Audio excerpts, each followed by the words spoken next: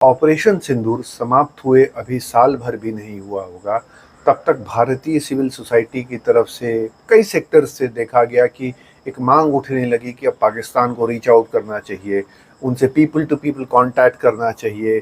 People to people contact communication के वो channels होते हैं जो कठिन समय में काम आते हैं। किसी ने कहा कि silence is not strategy, silence is status. तो इस तरह से कई कई विचार आना शुरू हुए।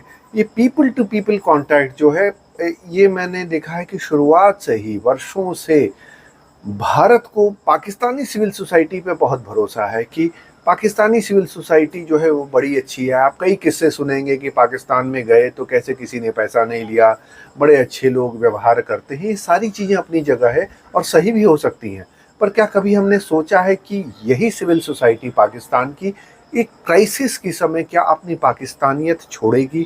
क्या वो पाकिस्तानी जनरल्स को ये कहेगी कि कश्मीर को लेके जो फूल हार्डीनेस उनकी कंट्री कर रही है वो गलत है?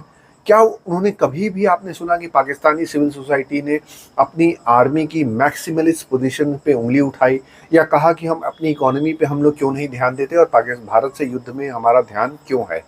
और रही पाकिस्तानी आर्मी की बात, इसका सारा बेसिस टू नेशन थ्योरी और भारत से शत्रुता ही उसका एग्जिस्टेंस का एकमात्र कारण है।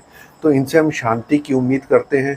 कभी कभी लगता है कि क्या हम मिथक में ही जीना चाहते हैं?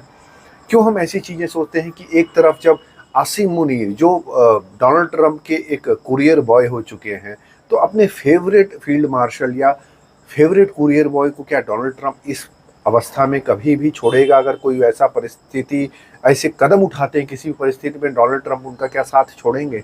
क्या चाइना पाकिस्तान का यूज़ कभी भी छोड़ेगा भारत के विरुद्ध? इसके बावजूद हम, मुझे लगता है कि कभी कभी हम पाकिस्तान को समझते नहीं और जो भारतीय हैं, जो इंडियंस हैं, हम पाकिस्तान को एक्चुअली समझते ही नहीं हैं। इसी विषय पर, ये बहुत गंभीर विषय है जिस पे मैंने एक चर्चा की है, एक वीडियो है एम्बेसडर विवेक काटजू के साथ, जो पाकिस्तान को बहुत नज़दीकी से देखते हैं और बहुत नज़दीकी से समझते हैं। अगर आप इंस्टा पे देख रहे हैं तो डिस्क्रिप्शन में जाइए, अगर आप फेसबुक पे देख रहे हैं तो कमेंट्स में, अगर यूट्यूब शॉर्ट्स पे हैं तो कमेंट सेक्शन में जाइए और पूरी लिंक पे क्लिक करके, लिंक को खोल करके वीडियो को देखिए और अपना कमेंट दीजिए।